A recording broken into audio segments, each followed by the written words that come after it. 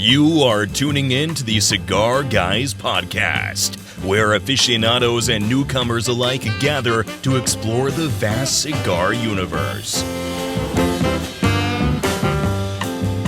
Meet your host, Alexander Gonzalez, Mark Nikollaj, his big little brother Zachary Nikollaj, and Jared Burrows.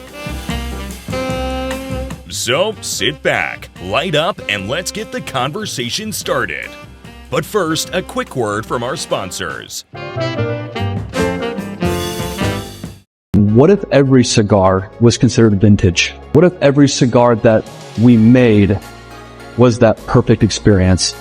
And so that passion drove us to create Sans Pareil, a cigar without equal.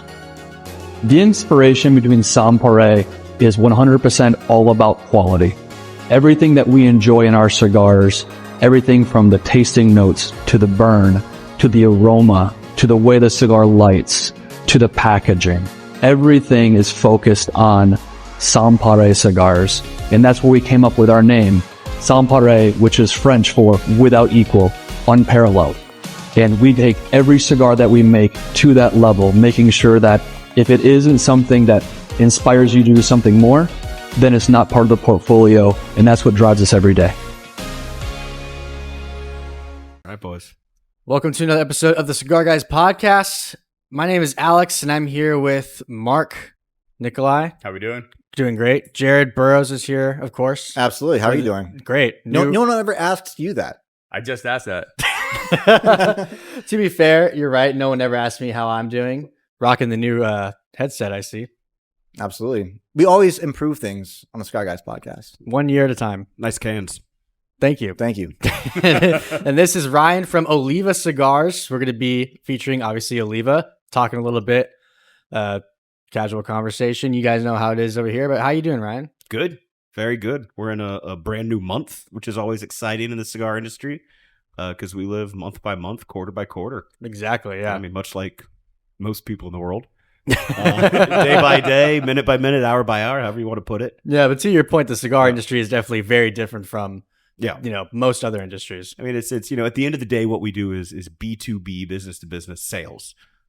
So that's separated. We're the servant of the masters of quarterly and monthly selling, and it's awesome. Yeah, it really makes a year fly. So how? Tell us a little bit about how you got number one into cigars. Yep. And then how you eventually got into working with Oliva. And actually, before we even get into that, what are we going to be enjoying today? All right. I got two options. We have Melanio Maduro in the Churchill size. And I've also got our classic Series V in the 5x54 double Robusto. Both great options. Mm-hmm. Very nice. You can't go wrong with either. Series V is our Ecuador Habano. Melanio Maduro is obviously our San Andreas Mexican wrapper. Two vastly different cigars, but two that you can tell are related, right? From the same company, from the same factory. All favorites of mine. But please, you guys choose. I know what Jared's going to I'll go Maduro for sure. I'll go Maduro also. Perfect. You can stick that over there. I think we're all going to do the same thing. Sounds good. Thank you, Jared. What do you want? I'm going to smoke a V. And you know what's funny? I just realized it's Series V. I've always been saying Series V. Oh my gosh. No, it's all right. It's going to confuse all our cell phones if we keep calling it Series V. Don't do that. To everybody watching, hello, Series V. Hey, Series V. There it goes. What do you want? Very nice. Yeah, we're all very familiar with Oliva. I think, it's fair to say for a lot of consumers as well, Oliva is definitely one of the brands that they might be introduced to. Absolutely. It's very popular and very wide distributed around the nation. So, I mean, if you haven't heard of Oliva, I guess we're going to be the first to tell you about it. True. Welcome to the party. Welcome to Cigars. Yeah. Cigar 101. Yeah, I'd be shocked if someone hasn't heard of Oliva, honestly. Well, that's the neat thing too, and it ties into how I got into cigars, is Oliva. Specifically, the Oliva Master Blend is one of the first cigars I ever smoked back when I was 16, 17, 18 years old at the time. That's when it was allowed. Straight V. Let's go V. There you go. Had some straight cuts today. Actually, use this one. This is V cut better, on a Series V. better V Perfect. cut. Very good. Exactly. So let's go back. So like Siri V, it all just comes from the Spanish. That's like the Spanish pronunciation. Yeah. I guess my Spanish is lacking at times.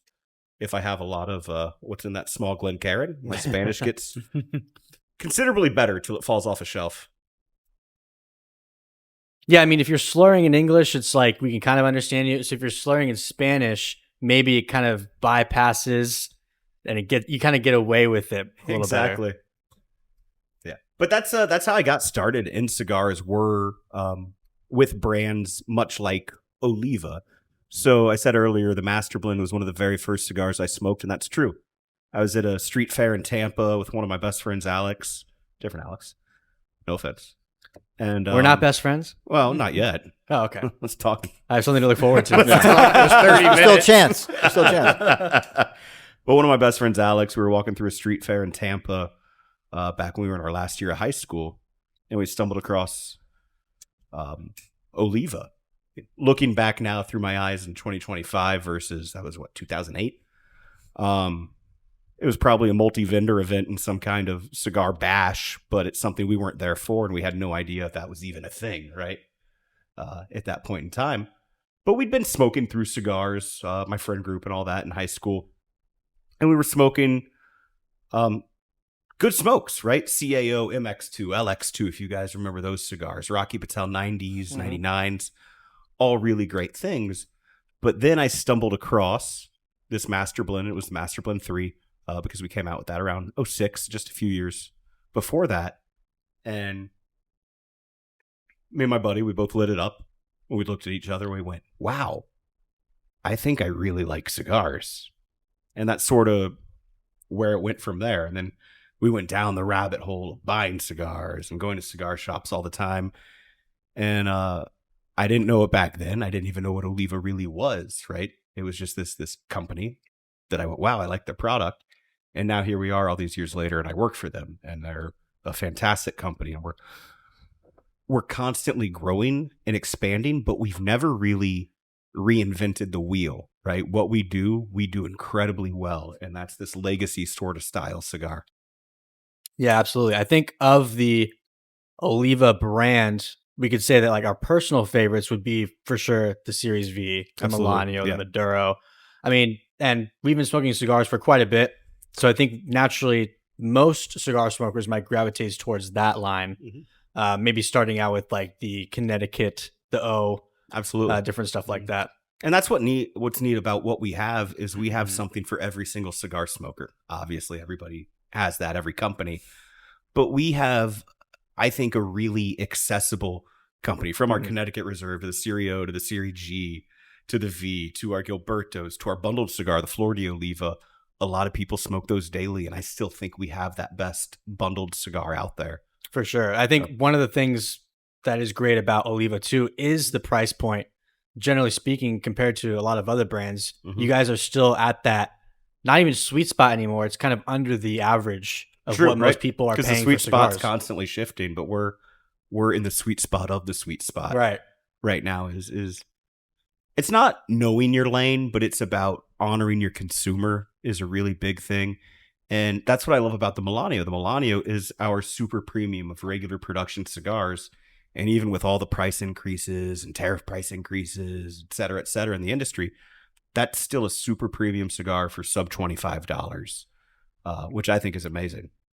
Especially, I think, in this size. Mm-hmm. That Churchill's great. Box press Churchill. Mm-hmm. And it's like a thinner box press too, which I like. I think the flavor on this size specifically is probably the best. Yeah, it's those more classic Cuban Vitolas, right? Yeah.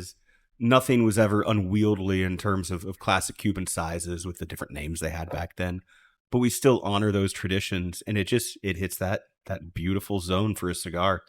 And what's neat is back in 2013 when we first came out with the Melanio Churchill Natural won Cigar of the Year. The following year, the Melanio Figurado won Cigar of the Year. And then we started expanding into Maduro varieties. Very nice. And it was off to the races ever since we introduced the Melanio. An absolutely fantastic cigar that completely changed, I think, a lot of the focus of the company. No, absolutely. So how did you actually get into, working with Oliva? What was kind of your entry into that? Yeah. So I've worked on the retail side of cigars for over a decade. I lived in New York for about 9 years. Before that, I was here in Orlando. I went to college in Orlando at Rollins College. And I was always around cigars then. But when I moved to New York, I really went, hey, this is a great job. I didn't even know it was a job, right? It's just you have all these boutique stores, but like your Vera Wang store, you also had a Davidoff store or Nat Sherman. And I ended up working for both of those companies. And I really, really cut my teeth. And one cool thing about being in New York is you could branch off and do a lot of things any given day. But I did a lot of cigar events. There's a place called Grand Havana Room, which was a really cool historical cigar smoking room. I got to do events there. There was a old hotel on 42nd and 5th, I believe, called the Knickerbocker Hotel. When I was at Nat Sherman, we had an offshoot lounge up there. So I got to do all these cool things that really ultimately fall under the guise of a cigar rep in most markets. But I was doing it as a retail cigar expert, whatever you want to call it. And it let me know that there was more of a career to all of this than just being in retail. And retail's awesome. I love retail. Retail gets me excited. Retail science is a really cool thing. But it sort of put it into my head. And we'd have reps come in New York. New York's sort of a different market, New York City, where reps don't see things as much. It's more on a back end or an office level of sales. But when I was at Nat, especially, we had reps come in, and I just went, man, I really like this. I remember one of the first reps I ever met where I hit it off with the kid. We were good buddies, and he went, I think you have a knack for this, was my buddy Jason, who at the time was with Ashton. Now he's with Forged, and he's just a really, really good rep. Anthony, who's with Fuente up there, also a fantastic rep. And seeing these guys let me know that that was a career path that I could have. I would have never guessed it brought me back to Orlando. But I was just down here after COVID, back in Orlando, just to speed run through some stuff. But I came back after COVID. I was in New York for COVID, which was an interesting time, right? Luckily, I had a fantastic apartment, and I spent a lot of time in that apartment. But afterwards, I wanted to come back, decompress, see friends and family. So I was hanging around some local cigar shops, and it just came across my desk that Oliva was looking for a new rep. And I went, you know what? I don't mind leaving New York after COVID. I loved it up there. I still love going up. But it was a cool, exciting opportunity. So I had 2 hours notice. This is a fun story. I had 2 hours notice that Oliva was going to grant me an interview to become their East Florida rep is my official job title. So I didn't have anything with me. I ran out. I had a nice dress shirt. I tucked that in, and I ran out and I just bought a blazer. And then the next thing I know is at Embassy Suites downtown, where they'd rented a conference room interviewing for the job. And it was a great interview. Nobody anticipated me to come across. They had people, because these are enviable positions, right? I mean, it's fun. It's a great job. It's a hard job. It's a fun job. But they didn't anticipate me. I came out of left field and I had a really, really great interview. So we went through it. And then one of the big bosses, he went, I like that guy a lot. But who wears jeans to a job interview? So the blazer saved you then? A little bit. Yeah. I mean, the other guy in the room went, well, this guy was great. He's kind of everything we're looking for. And then, he woke up this morning not knowing he was having a job interview. Mm-hmm.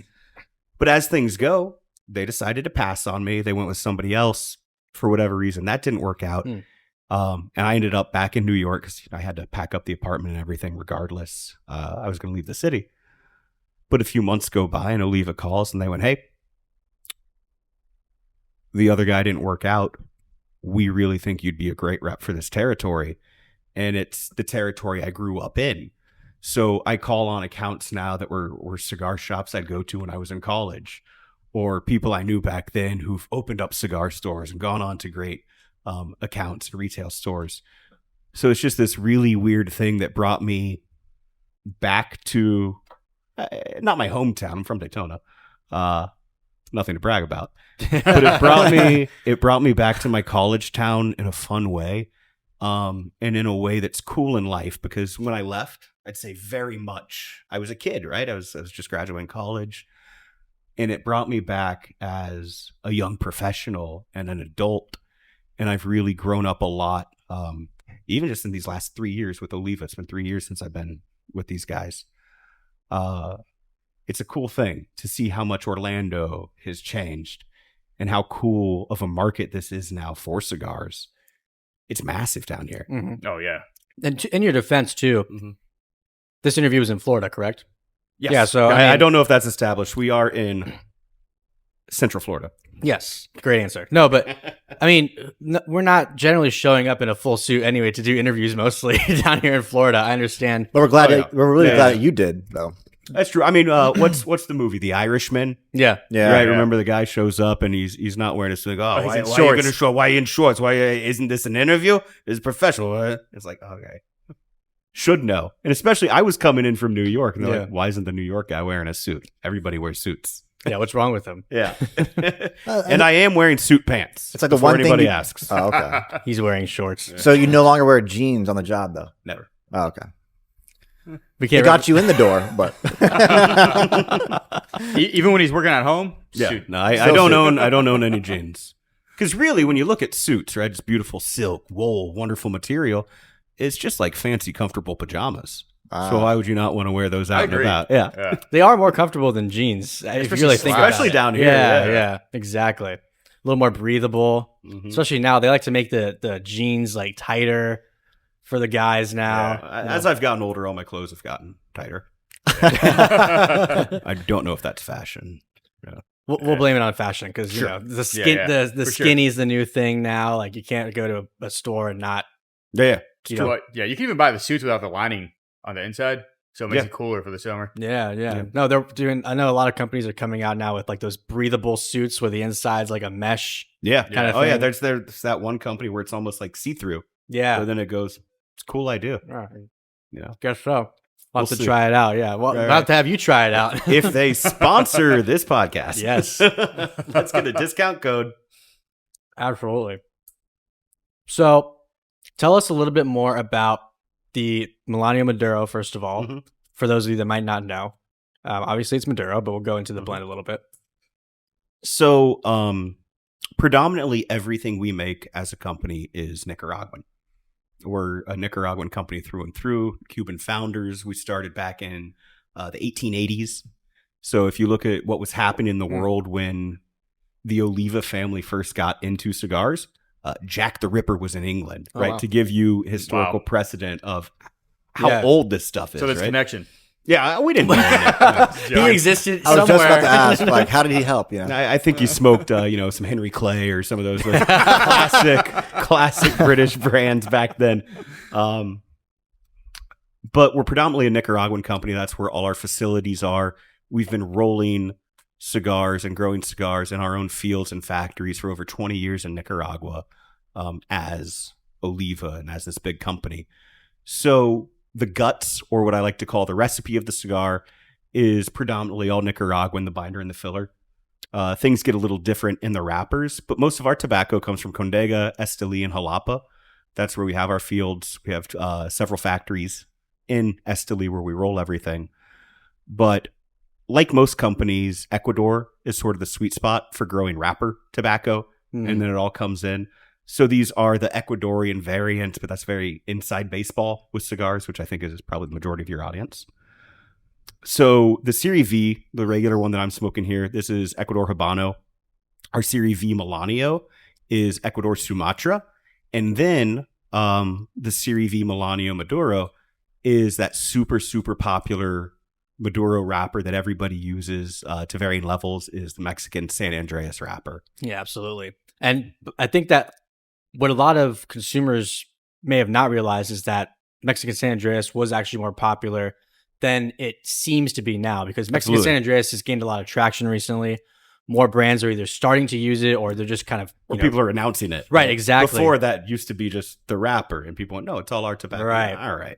And I'm sure that because of, all the different brands that there are now and, for competition reasons, you want to get more specific with like what type of the actual wrapper that you're using and the different types of fillers and binders you're using, just to kind of differentiate yourself from the rest of the crowd. Well, it's like the rest of the world right now is we have all the information we want at our fingertips at a moment's notice.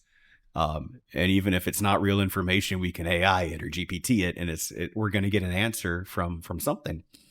So there needs to be that transparency, I think, in everything we do. Obviously, we know the FDA is something that looks at this because this is something you consume, much like alcohol. It's a vice, if you will.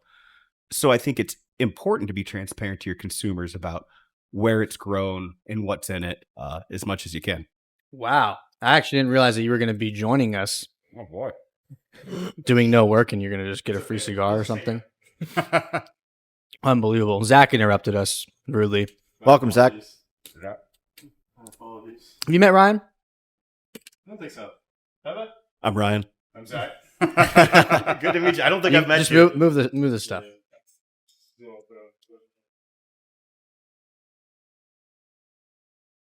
He's just going to assume that you're going to smoke this.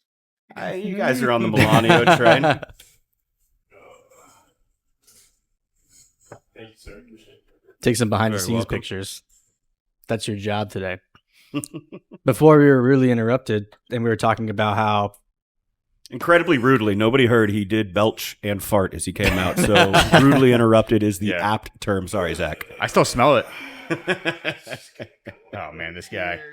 Switch the camera over. Look at this guy. never a dull moment.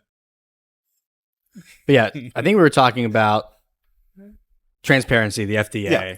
Things like that it's important to tell your consumers what's in your product. Now, the beautiful thing about premium cigars and what classifies something as a premium cigars, there's only 3 ingredients in these things: tobacco, water, and vegetables. But like vegetable oil, vegetable paste, that's how we make the glue that holds all of this stuff together. All natural ingredients. It's purely organic, vegetarian, even, depending on the fertilizer used. Exactly. It's Vegan. all vegetarian, which is a great thing. Vegan, actually. yeah. Even. Yeah, all the way in. I wouldn't smoke if it wasn't vegan. No, I understand. Oh, okay. Yeah. But yeah, even, I mean, when it comes to like the vegetable and the glue that's used, I mean, you never really even notice that or see it. Exactly. And, someone that might pick up a cigar for the first time, you can tell them, it's all tobacco, and you'll never even think twice about what they actually use to, keep it sealed, essentially. Exactly. I mean, cigars were farm to table before that was a term. They were organic before that was really a big term. Just because this is something that comes out of the ground and we smoke it and it's awesome. But I think it's important to be able to say what's in that. Now, to that same point, I like using the term recipe instead of blend for a cigar because it does change sometimes, right? Just like wine or whiskey. Sometimes you need to use more of a certain grape to get to last year's level of what you made, and you have to make those little tweaks.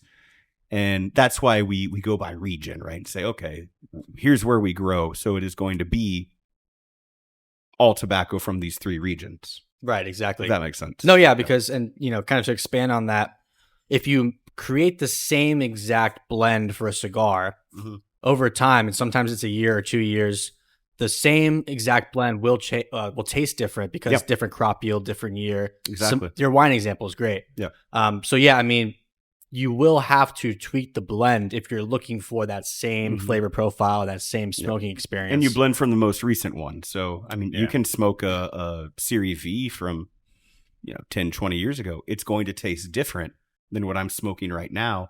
But as you track through that progress, it's going to taste very much the same, and you'll be able to see the lineage of that cigar. Right, absolutely. Yeah, I know some blenders will try and recreate like the original blend as best as they can, or they'll save, the very first one and kind of go off It's of like that. your sourdough starter or something like that, right?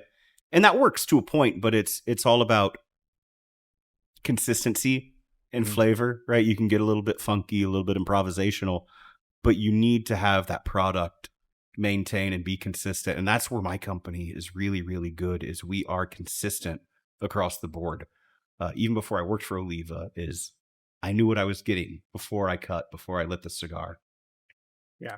I guess when you say like, they usually go off the previous year, I guess when you do it that way, it helps keep it consistent because if you're smoking them periodically, you're not going to obviously, like you said, you taste one from 20 years ago, it's going to be vastly different from today. But if you're doing it over time, it's like, okay, well, this one tastes exactly like last year's, which tasted exactly like the year prior. Yep, it's that natural progression of flavor. Another great analogy is the telephone game, right? You guys know that is somebody says something when it gets around the table 10 people later, it's different, but it's got the same intent. And that's what a lot of the beauty and the fun of blending is. Bourbon's the same way, right? They'll thief from a barrel and they'll chew it up and they'll go, okay, well, this doesn't taste much like the single barrel we did last year. So how do we tweak it and find it? Let's give it some more age. And this is all, broad strokes. There's people who know a lot more about that than I do. Yeah. Right. We all know that if Jared opened a bottle of Macallan and it didn't taste the same, or smell the same, or look the same, feel the same. Well, the beauty of Macallan is it always tastes the same. Oh, that's That's their thing. Speaking of Macallan, though, we'll do a quick sidestep. Mm-hmm. Have you seen their new rebranding of the bottles? Which one? I've seen the time all of and them. space. Oh no, so they changed the estate some on it. The whole short answer, no. Pull it up, Jared. Pull up a picture of Macallan's new bottle. I haven't seen it either. You haven't seen it? Zach's seen it. Actually, Jared's seen it too. But no, legitimately, they rebranded their whole bottle essentially, like the not the band, but like the logo, the label, the logo. Yeah, that's cool. All right, so we'll see. I think that's the older one, which is right here. Harmony. Here's like the new one's more simple on the left. Oh yeah, I've seen those. Let me see. Oh yeah, let me see. 12 years. New. Old. Yeah. Okay, there you go. Okay. So what do you think of the change? I like it. A lot of change like that happens to make everything even more identifiable across the board. So for Scotch to be Scotch, it has to be bottled in Scotland. But there's different things, right? They're going to have different labels coming in from different areas. All these are for different purposes. So I think anything that distills it down to the basic logo is good, right? Look at McDonald's. Everybody knows McDonald's, right? You see the golden arches. That can't be anything else. Yeah, I don't know. I just think he's really inspecting over here. I think it's one of those things where like brands start to go a little too simple, and then they're gonna go a little too simple again. Less and detail. Like a great example is like Burberry, right? I'll give you one, Cracker Barrel. Yeah, Cracker Barrel, exactly. Yeah, it's true. That was an extreme example. Yeah, but it went to that Canva style logo essentially. Yeah, I think that was a PR stunt. That's what it seems like now. No, like seeing it all unfold. It worked. I've been to Cracker Barrel 3 times since. Yeah, but I also saw a video some person made on TikTok where they had a bunch of merch that they were that they got from corporate with the new logo. Mm-hmm. So they definitely put a lot of money into it already. Well, they have to fake it somehow. Let's write the that's a little too much though when you spend that much.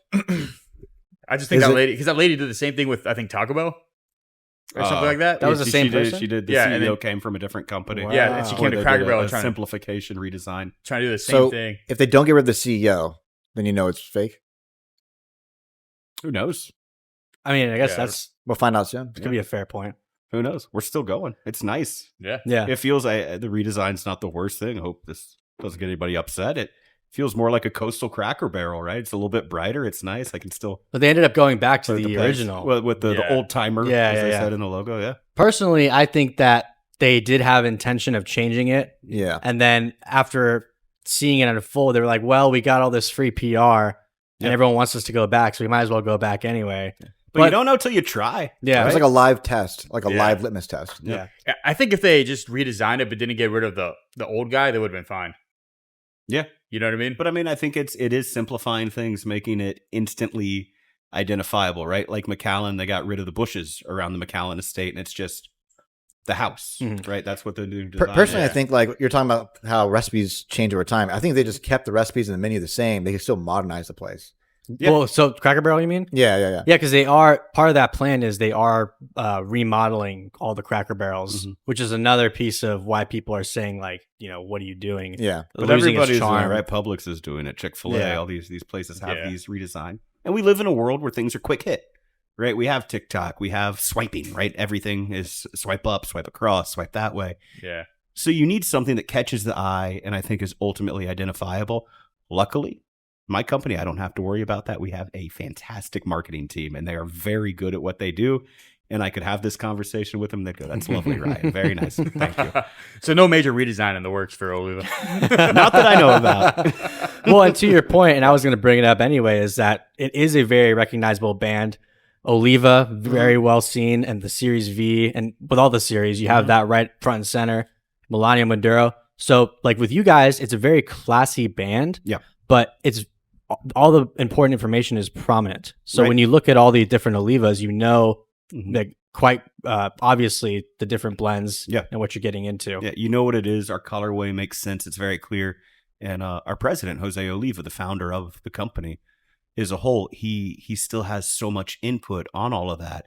And, he says our boxes have to look this way because this is the customer trust we built. Not to put words into his mouth, but that's that general idea is we have to keep up with that. And it's important. Things can change at times. Sometimes the box will come out a different color. And we had people making boxes for us in the past. And we decided, hey, how about we have our own box factory? So now we have our own box factory in Nicaragua. And it's a cool thing. So every box of Oliva that you get, we've also made at Oliva. Not dissimilar to Macallan, right? They have their own cooperage. They make their own barrels. So, I mean, Oliva is a fully integrated company then at this point? Yeah. Down to the box and everything? It's really cool. Yeah. And we're still using industrial era presses to put the filigree or whatever you want to call it onto these boxes.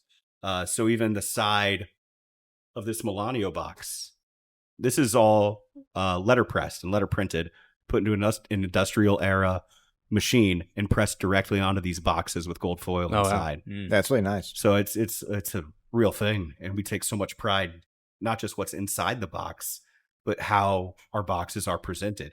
We did make one change recently is we've changed nub. So we also make nub and cane, if people didn't know.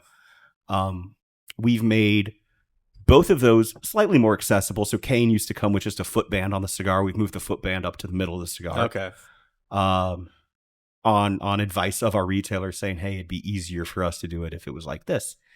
And our nub is we changed the color of the boxes. So now all our nub boxes are white. Oh, okay. Which is neat. It looks a lot cleaner on the shelf.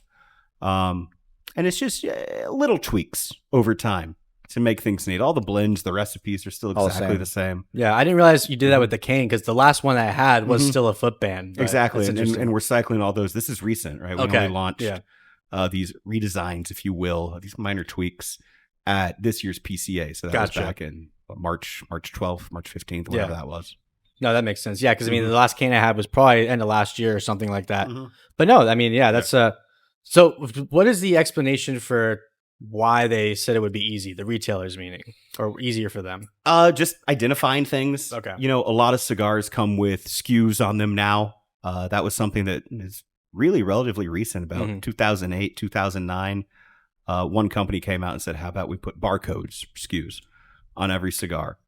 And it's just easier for people that way. Now, traditionally, I do like a footband because that's sort of how a half wheel or a bundle of cigars comes, and it's identifiable in that way.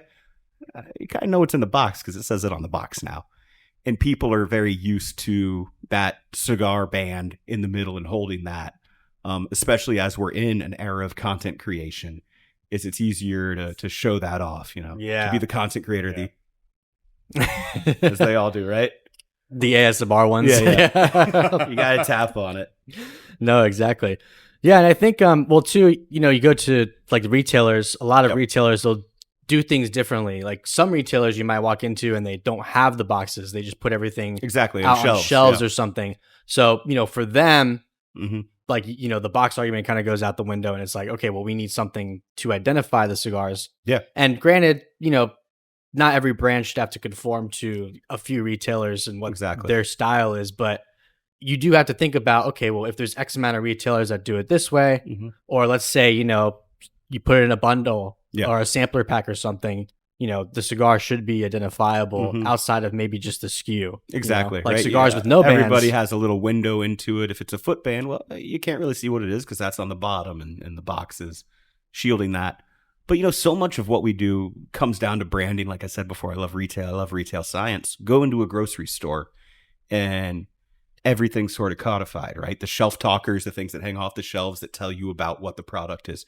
You know what Coca-Cola is, you know what Pepsi is. All that branding is across the board. And here you go into major cigar shops, and some companies are fantastic with it. You open up the box, the shelf talker comes out, and you know exactly what it is. And that's also to help ease the burden for the retailer and move that product. Is so many times you'll have some great people in cigar shops and retail shops, but sometimes it's really hard to hire people, and you can't teach everybody every single thing at every level and still run a business. Right. So you have to have stuff that can sell itself and be present and be identifiable and tell those stories. We put booklets in most of our cigar boxes.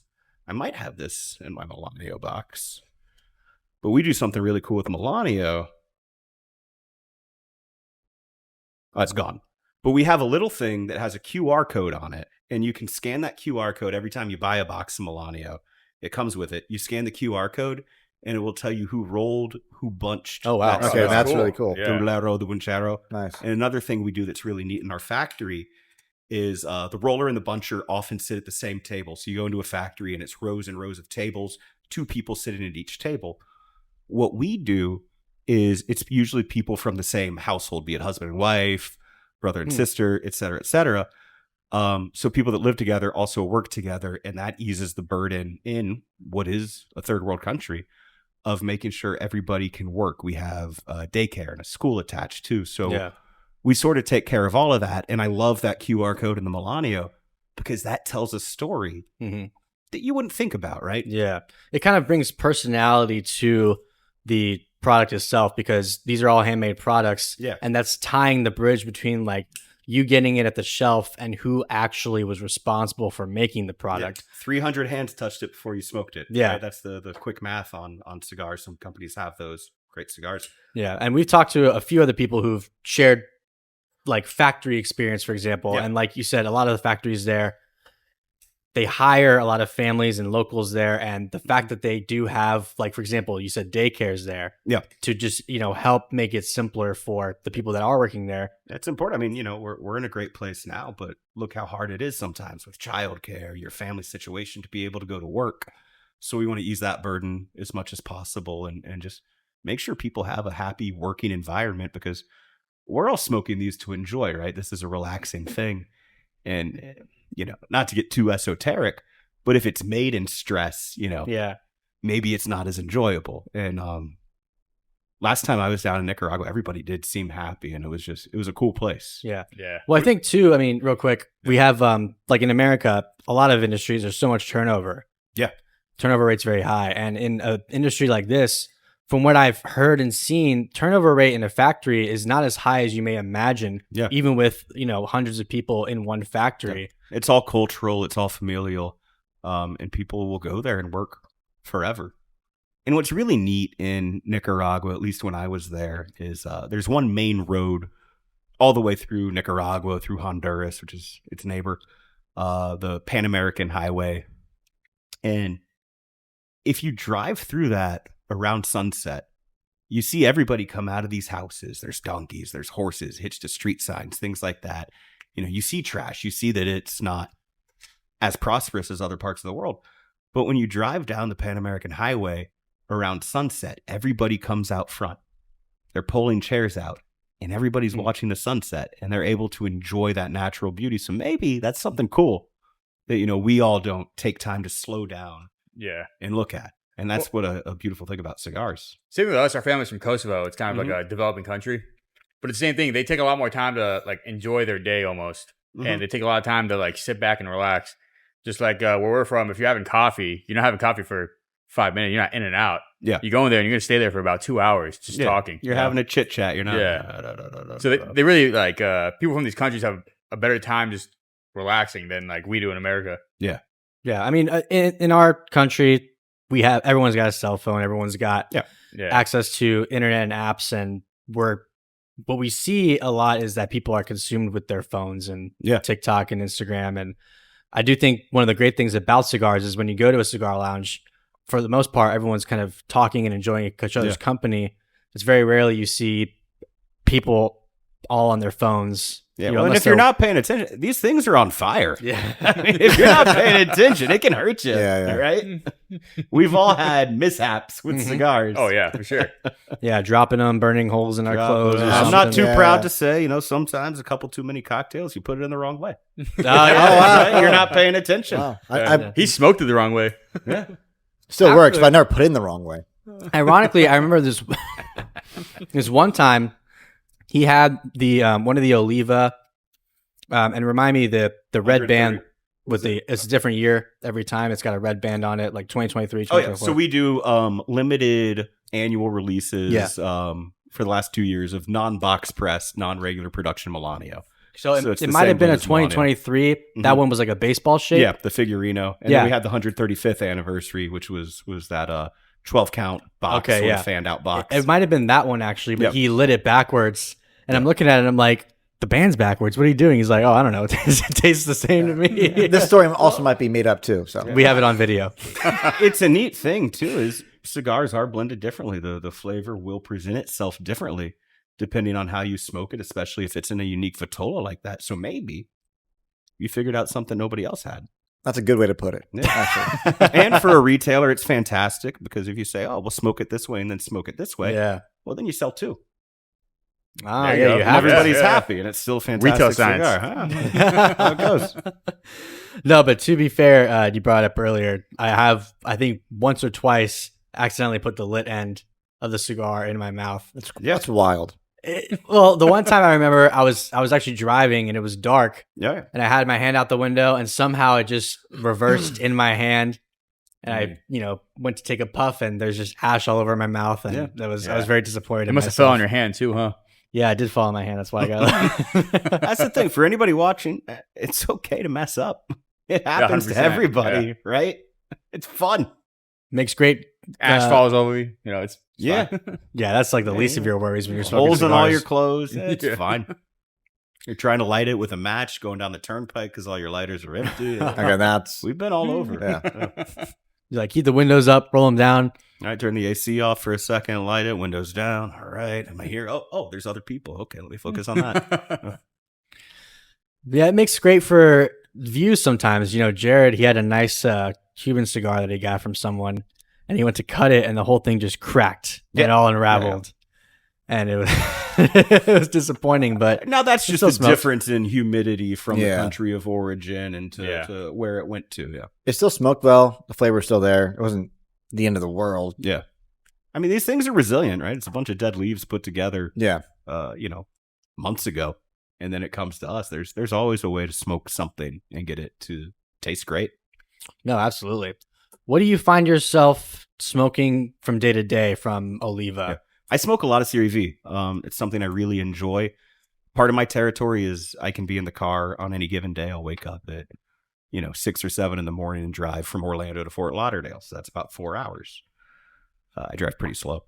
So You're smoking a cigar while you do it? yeah, of course. I mean, that's my office, right? 4 cigars, right? It's work. Well, so typically I'll smoke a double Toro, and I know where all my shops are, so I don't really have to plug into the GPS. But I know if I smoke 2 double Toros, I'm in South Florida. There you go. Yeah. you Go go. figure, There we go. right? If I'm not, I've gone the wrong direction. But then I'm in Jacksonville, which is another part of my territory. So instead of like using, people use songs to Exactly, figure yeah. out how much time it takes to get somewhere, you use cigars. It's true. To make Well, sure if keep you track. play Huey Lewis in the news, The Power of Love 137 times, it will get you from Orlando to Brickell in Miami. Yeah. Great song, by the way. Don't know how I did that math. That must have been a. Did you lose your mind when you somehow discovered that? Yeah, it was a good song. I think that was a Spotify year wrapped thing. Oh, okay. But no, it's a neat way to go like, oh, how far is that drive? About 2.5 double Toros. Cool. Do you have any interesting retail stories when you got started? Like I know Oliva is a pretty, like we discussed, prominent brand. It's in a lot of shops already. Did you have to go to some shops to get it in there for the first time, or maybe like once again? Well, there was some of that, and there's also, in a lot of ways, yes, it can be easier to be a major brand and a major company that everybody knows, but that's also where you have to prove yourself more and more too, right? Because you have that microscope that focuses even more. So if a store's not doing well with Oliva and they go, listen, I've had this cigar in my store for 15 years. Why isn't it moving? You go, okay, maybe here's how I can tweak what I do to help support you. So as a cigar sales rep, everything we do is in support of the retailers that we service, right? Without them, there's no need for us. There's no need for any of it, right? Everything we do is in service to the retailers and ultimately to the customers, because without that, there'd be nothing. Yeah. So yeah, sometimes I'd have to go in and they go, okay, why do I want Oliva? People can get it here, people can get it there. And I go, cool. That shows you people really want the cigar. Right. So how about they just get it here? And I go, well, it's a good idea. Fair point. And I guess to your point too, there's a lot of new brands that are coming out, and a lot of retailers are sometimes they look to get these new brands in, ride the hype a little bit, and consumers might be asking for them. And then does it move to a table? I mean, you guys know this more than anybody, right? Is how do you get in terms of what we do? Getting a sale is great, but getting a resale, right? A reorder is even more important because that shows that people are really into it. And that takes work, and that takes visiting your accounts and being personable and being honest and really believing in the product you're selling, talking to their customers about it in a way that they can't. Yeah. And I guess too, Oliva being one of the big brands that's, let's say it's been there for 15 years. And if they have other cigar brands that are coming in and kind of taking up attention, you can't just let the shop be and say, it'll sell itself. How do we say no? Still smoke us. Yeah, right? Exactly. No, because you never know if it's sitting there on the shelves and no one really pays mind to it because they're distracted by all the new stuff. Yeah. It could just be another cigar that's not really being picked up. Yep. And that's why a big part of what we do as sales guys for our company is we're really big on events. So pretty much our whole sales force in Oliva started as sales guys and went up. We didn't find somebody who was from here and plug them in here. They all started as sales guys, and a lot of them tobacco sales guys, and came in. So I think we do really, really cool events. And we'll do events different from each other in the company, but we have such a great sales team that I know what I'm doing is good. And my guy in California knows that it's good. And I know that what he's doing, throughout everybody in our company, I know that our customers are well served. So if somebody comes to me and they go, oh, hey, I went to a cigar event in Tampa and Oliva was there. I go, wow, how lucky were you? You got to see Tom Loesch, my counterpart over there. I know he's doing his job really well. And I know that with everybody in our company. And I think that's a really cool thing is we're just putting these cigars in people's hands and getting them to smoke them and telling the stories. And it's important to have a big sales team. Absolutely. And I think too, even you guys might have a general blueprint of how you do events, but even then, not only from region to region, state to state, but even shop to shop, exactly, they do things differently and they have different consumers. Yep. So I'm assuming you guys will do events slightly differently. Yeah. Whether it's at Cigars on the Ave or over here. Exactly. We have our Oliva guideline of things we like to do, but shops, no matter how often we're in a shop, they're going to know their customers better. And that goes back to everything we do is in service to the retailer. So if the retailer says, no, I don't want to do a raffle this way, or I want to do it this way, I believe them because they know their customer base. And I mean, you see some shops, and it's neat as a rep. So our prime time of being in cigar shops, and it's not a hard and fast rule, but it's between 11 and 4, right? That's the best time for somebody to see somebody to try to get a sale. But you see a different style of business. Most of the events are going to start at 6 or 7 at night. So you don't see so much of that business. So there's an account you can go into at 10:30 or 11 in the morning. There's nobody in there. But when you go and you do that event at 7 o'clock at night, it's full. Yeah. And you go, oh man, I'm down in the middle of Florida and I had no idea there were this many people and they're all here to see me because they trust the retailer. And it's a really, really cool thing to see. No, yeah, of course. Because everybody supports their local shops, right? It's just, for sure. It's fun, That's where you go. They know everything about you. You go there to celebrate your victories, to lick your wounds in defeat, or just, sometimes it's Tuesday and you need a cigar, right? It's practically a second home for us. We're at our local, Yeah, for sure. Blend and Barrel almost every single day. Blend and Barrel's great, and those guys have just lasted and expanded. Really, really great partners. I've known some of those guys across various different shops, and it's just, you're celebrating your homies, right? It's like, hey, one of my buddies from this shop's here now and they're doing it great. And that doesn't make you look at the other shop any differently. You just go, okay, they're doing things now. And it's really cool. Or sometimes somebody from retail will get hired out to be a rep for a company. Yeah. And it's a different relationship when you see a rep on the road, because we know what it's like to ride the road. And it's really cool to be able to welcome somebody into that sort of fraternity and family and say, hey, welcome to being a rep. Yeah. And it is cool to see like a specific person kind of go from place to place or position to position and follow like their cigar journey. Absolutely. Because, cigars, they can get stale at times, if Yeah. you're doing the same thing over and over again. A job's a job at the end of the day. Everybody experiences burnout, right? It's okay to be bored at your work and you still love it. It happens. But it is neat. And what we do is so unique is I don't see it as, sports competition with all these other reps. I get excited when I see other reps on the road because we're all buddies. And then we do like big multi-vendor events. And it's just a big family reunion. Yeah. And we're all having fun.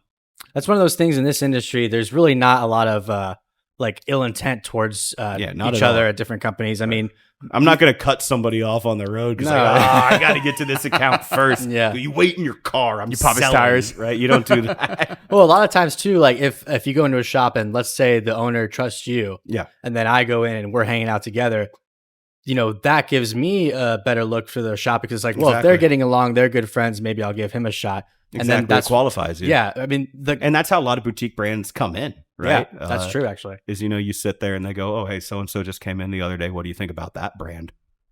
I never say it's a bad brand because that's not a real thing, Right. but it's you support people, right? Of course. And you go, oh yeah, that person, great person, fantastic product. They're cool. They're good. Because everybody deserves a chance in a cigar shop, right? It's up to the customer ultimately what Right. they're going to smoke. Yeah, and ultimately too, business like Oliva, and it stood the test of time.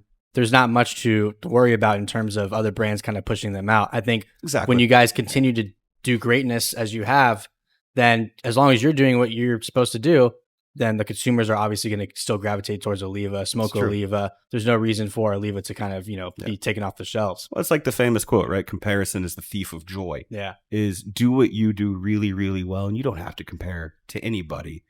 And then you can support everybody, right? You just focus on what you're doing really. And it's a good lesson in life in general. Yeah. Well, that right? would rob Always you. have goals. Yeah. Yeah. But that would rob you guys of your consistency factor too. Exactly. You guys want to be one of the most consistent brands that's reliable. If you're looking at other brands and constantly changing certain things, then it's like, what really is Oliva at the end of the day? Exactly. And that's why, I think we're in a sweet spot. And then that's why you go to Nicaragua, everybody gets along there. They're not going, oh, I'm going to work at my father and you're going to work at Oliva. Yeah. Everybody's like, oh, hey. We're all making cigars. Yeah. It's all fun. Absolutely. And that's one of the biggest things too, is like you said, when you get to do an event, you're either hanging out and smoking a cigar and not really doing much, or you're smoking a cigar and you're representing the brand and talking to new people. So, that's why we like doing events, is because we're going to be smoking the cigar anyway. Exactly. We might as well do a podcast, or we might as well go to an event and bring do more something. people in. Yeah. Introduce it to somebody who's maybe never heard of it or seen it before. Exactly. It's important, right? It's fun, right? I smoke Oliva all day long, every day. I still smoke other brands because I feel like that makes me better at my job too, because there's not going to be a consumer. There's some, but there's not somebody who smokes only this. Right. Right? That'd be perfect. And you go, okay, I know exactly what I'm going to get every single month. I know this person only smokes Oliva. The consumer smokes everything. So it builds a literacy for me to the cigar industry as a whole if I smoke everything that's out there too. Yeah. And that's why reps are good, is we'll always, smoke each other's cigars and go like, oh, this is cool. Tell me about it. And we also have that shorthand where it's easy. Yeah. It's fun. Sure. Yeah. And I think too, like you said, it's rare nowadays where you get a consumer that only smokes one brand. There's a lot of old timers that still do that. They love their Olivas or their Padrones Right, they're locked or whatever it is. Yeah, they're locked in. But nowadays, especially newer consumers and just people that are, in the younger generations, there's so many brands at their disposal. It's almost impossible to just stick with one brand and not even just try some of the other ones. Yeah. And that's what I love about our company too, is despite being this sort of legacy company, which could, if some people look at it and go, oh, yeah, that's your classic smoker cigar. A lot of times, instead of just doom scrolling at night, is I'll go to like the message boards just to read them, the Reddits, the Discords, the 4chans, or whatever they are out there. And every time somebody puts a picture of an Oliva up and mentions, this is my first Oliva, this is my first Melanio, my first V, everybody instantly goes, oh, you're in for a treat. That's a great brand. And how cool is that? That's not just brick and mortar. That's online sales. That's people who've never talked. Is we are that measuring stick for something great. And I get to sell that every day. It's awesome. I get to smoke them every day. Yeah. Even in our comment section, a lot of times where we're doing different recommendations of like, what you should try and stuff.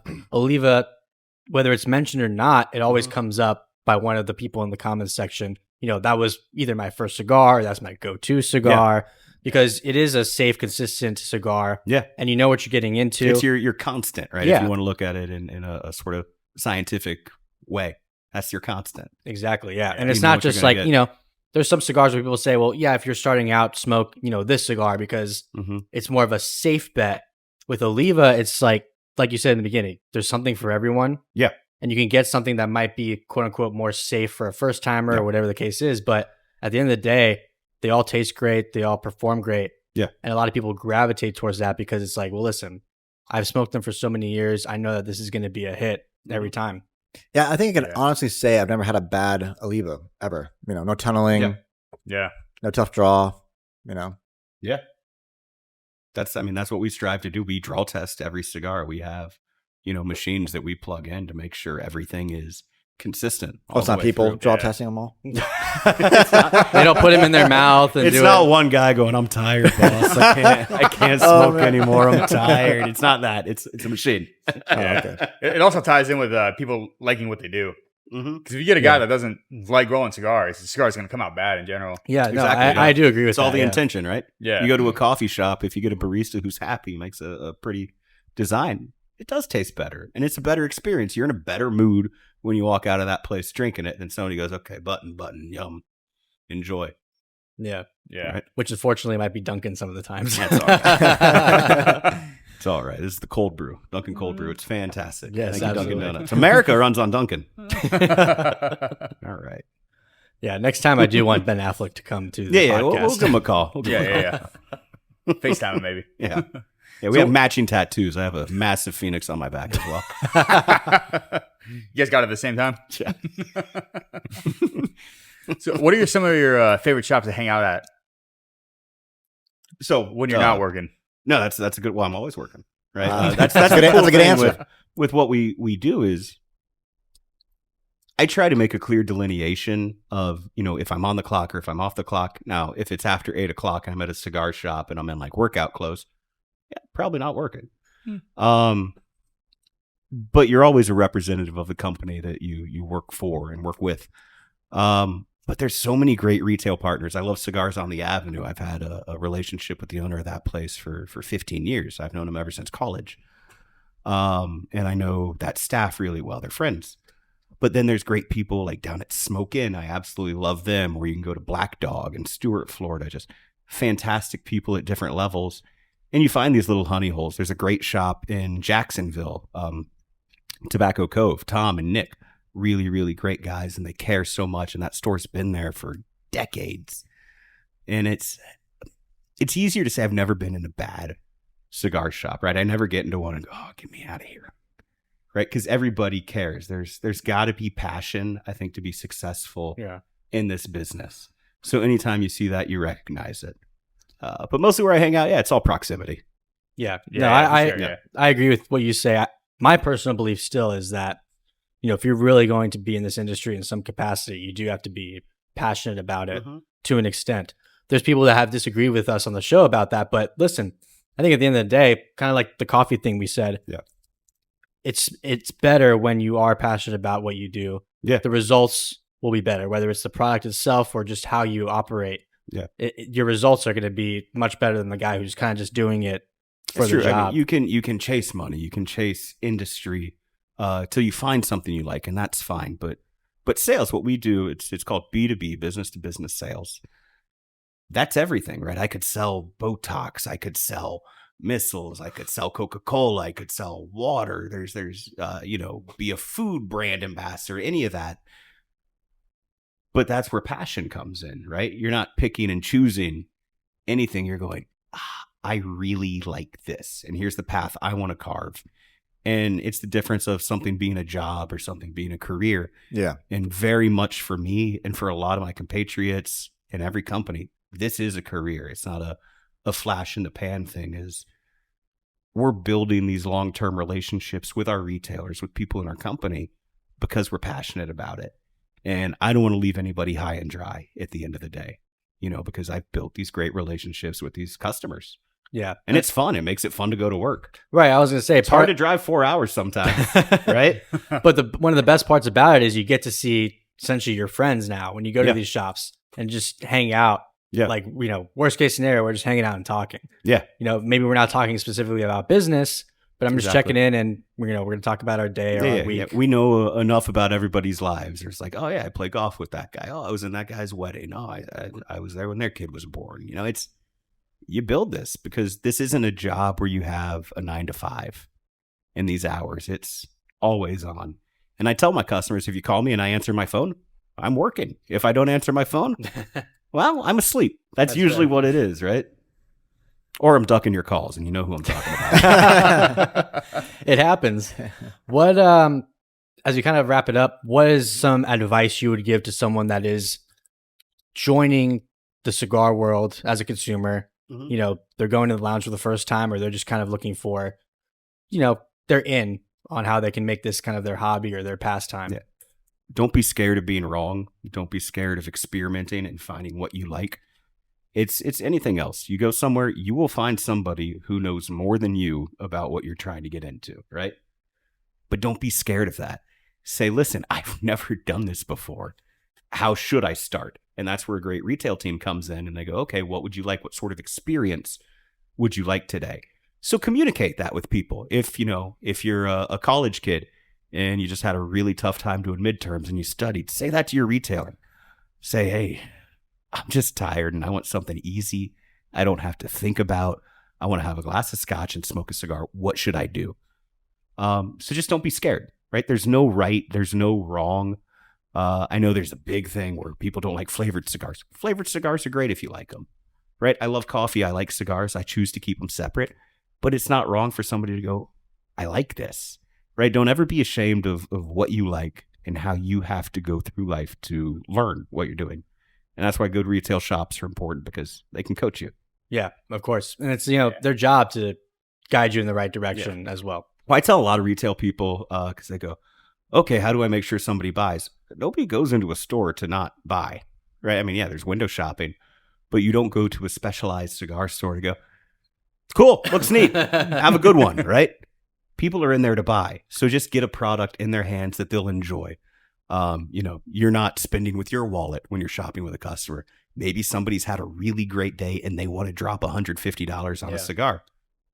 Let them have that experience, right? Just have everything as it is and go, okay, I'm here to serve you. I think it's important. No, yeah, exactly. That's good. Yeah. Yeah, and if you guys have any $150 cigars, I would like to. We could do something close, maybe. I think that's great advice. I think we've had a great time on the show.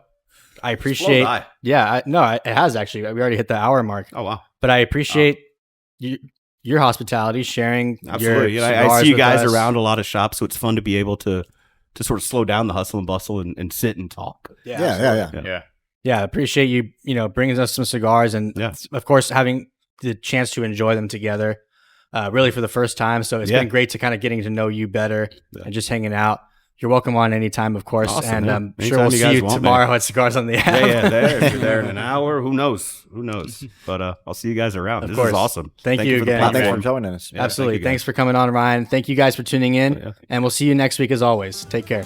Yeah. We hope you enjoyed this episode of the Cigar Guys Podcast. Make sure you subscribe and hit that notification bell so you can stay up to date with all the latest episodes. Looking for short form content? Check out all our social media accounts in the description below. And now, a final word from our sponsors. What if every cigar was considered vintage? What if every cigar that we made was that perfect experience? And so that passion drove us to create Sans Pareil, a cigar without equal. The inspiration between Sans Pareil is 100% all about quality. Everything that we enjoy in our cigars, everything from the tasting notes to the burn, to the aroma, to the way the cigar lights, to the packaging, everything is focused on Sans Pareil cigars. And that's where we came up with our name, Sans Pareil, which is French for without equal, unparalleled. And we take every cigar that we make to that level, making sure that if it isn't something that inspires you to do something more, then it's not part of the portfolio, and that's what drives us every day.